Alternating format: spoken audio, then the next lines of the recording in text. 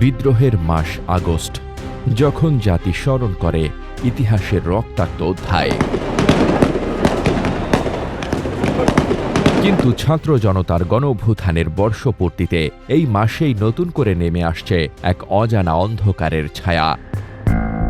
বাংলাদেশের ভেতরে বাইরে তৈরি হচ্ছে ভয়ঙ্কর নাশকতার ছক, লক্ষ্য বাংলাদেশকে ফের অস্থিরতায় ছুঁড়ে ফেলা। গোপন গোয়েন্দা প্রতিবেদনের উল্লেখ করে দৈনিক আমার দেশ বলছে, ভারতে বসেই এর নীলনকশা তৈরি করছেন শেখ হাসিনা নিজেই।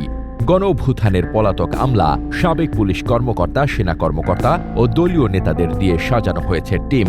লক্ষ্য একটাই, ৫ আগস্ট রাষ্ট্র দখলের চূড়ান্ত প্রচেষ্টা।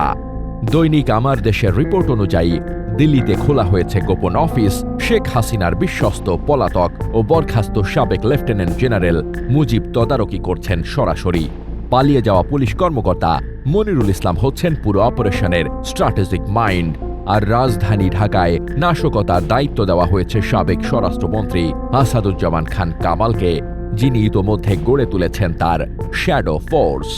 তাদের লক্ষ্য বাংলাদেশের বিভিন্ন স্থানে বড় বড় স্থাপনায় নাশকতাসহ ধ্বংসাত্মক কর্মকাণ্ড পরিচালনা করা। কৌশলে অভ্যুত্থানপন্থী দলগুলোর কিছু কর্মীকে ভাড়া করে নিজেদের মধ্যে সন্ত্রাসী কর্মকাণ্ড চালানো। বিশৃঙ্খল পরিস্থিতি তৈরি করে নির্বাচনের আগেই ঢাকা অবরোধ কর্মসূচির মাধ্যমে সরকারের পতন ঘটাতে চায় আওয়ামী লীগ। এসব পরিকল্পনা বাস্তবায়নে সমন্বয়কদের প্রয়োজনে তাদের কাছে টাকা পাঠানো হচ্ছে। হুন্ডির মাধ্যমে ভারত থেকে অর্থ আসছে। এছাড়া দেশে অবস্থান করা তুলনামূলক কম বিতর্কিত নেতাদের মাধ্যমে টাকা সরবরাহ করা হচ্ছে। সুইজারল্যান্ডে অবস্থান করা সামিট গ্রুপের মালিক আজিজ খানকে বিদেশে ফান্ড ম্যানেজ করার দায়িত্ব দেওয়া হয়েছে। পরিকল্পনা বাস্তবায়নের জন্য বেছে নেওয়া হয়েছে ডাইহার্ড ক্যাডার, যারা দলের জন্য জীবন দিতেও রাজি। তাদের প্রশিক্ষণ দেওয়া হচ্ছে hit and run, inside blast এবং সাইবার ডিসরাপশন কৌশলে। বাংলাদেশ পুলিশেও কি অনুপ্রবেশ ঘটেছে? ফাঁস হওয়া এক অডিও বার্তায় পলাতক সাবেক পুলিশ প্রধান বেনজির আহমেদ বলছেন, আমরা পুলিশে নিজেদের লোক বসিয়েছি, সময় হলে ঠিকই বন্দুক ঘুরে যাবে। আর এমনি জেনারেলি পুলিশের তারা খুবই হাইলি ডিমোরালাইজ, সন্তুষ্ট সরকারের উপরে, বিকজ আর ওদের সময় যারা কৃষ্ণদের সময় বিএনপি ক্ষমতা ছিল একাধিক, বা ওদের সময় জিয়া রহমানের সময় এদের তো অনেক লোকজন 80 দশকে যারা রিক্রুট হয়েছে তারা এখনো চাকরিতে রয়ে গেছে অনেক। তো 90 দশকে যারা ঢুকছে তারা তো অনেক চাকরিতে রয়ে গেছে এখনো। তো সেইগুলোকে এরা সামনে নিয়ে আসছে। তো এই লোক এদের সংখ্যা খুব বেশি না। হাসিনার আমলের দীর্ঘ 1.5 যুগ পর বাক স্বাধীনতা ফিরে পাওয়া গণমাধ্যমের বোল ফুটেছে। সে বোলের হুলে বিদ্ধ ডক্টর ইউনূস এরই মধ্যে জাতিসংঘ প্রতিনিধির কাছে অপতথ্য রোধে সহায়তা চেয়েছেন।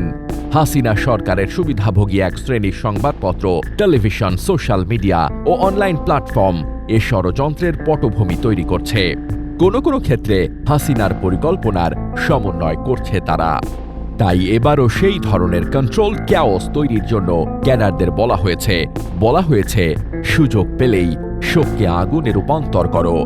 সর্বশেষ 22 জুলাই সচিবালয় আক্রমণের ঘটনায় গ্রেপ্তার ব্যক্তিদের মধ্যে অভিষেক শিকদার সহ 4 জনের অনলাইন যোগাযোগের সূত্র ধরে গোয়েন্দারা জানতে পেরেছেন, অনলাইন প্ল্যাটফর্ম ব্যবহার করে বিদেশে অবস্থানরত নেতাদের নির্দেশনায় 22 জুলাই সচিবালয় ধ্বংসযজ্ঞ চালানোর পাশাপাশি শাহবাগ দখল করার পরিকল্পনা ছিল আওয়ামী লীগের। আমরা সবাই টাকা দিলে শেখ হাসিনার আবার বাংলাদেশ আনবো, টাকা দিলে ভালো ছিল। ওই ঘটনায় গ্রেপ্তার খোরশেদ আলম, গোপালগঞ্জ ছাত্রলীগের সাংগঠনিক সম্পাদক। গ্রেপ্তার শাকিলও আওয়ামী পরিবারের সদস্য ও ছাত্রলীগে জড়িত। আগস্ট আসছে, শুধু বিদ্রোহের স্মৃতি নিয়ে নয়, সঙ্গে নিয়ে আসছে আগুনের গন্ধ আর লাশের আশঙ্কা নিয়ে। প্রস্তুত কি আইন শৃঙ্খলা রক্ষাকারী বাহিনী, নাকি দেশ হারিয়ে যাচ্ছে এক অদৃশ্য চক্রান্তে?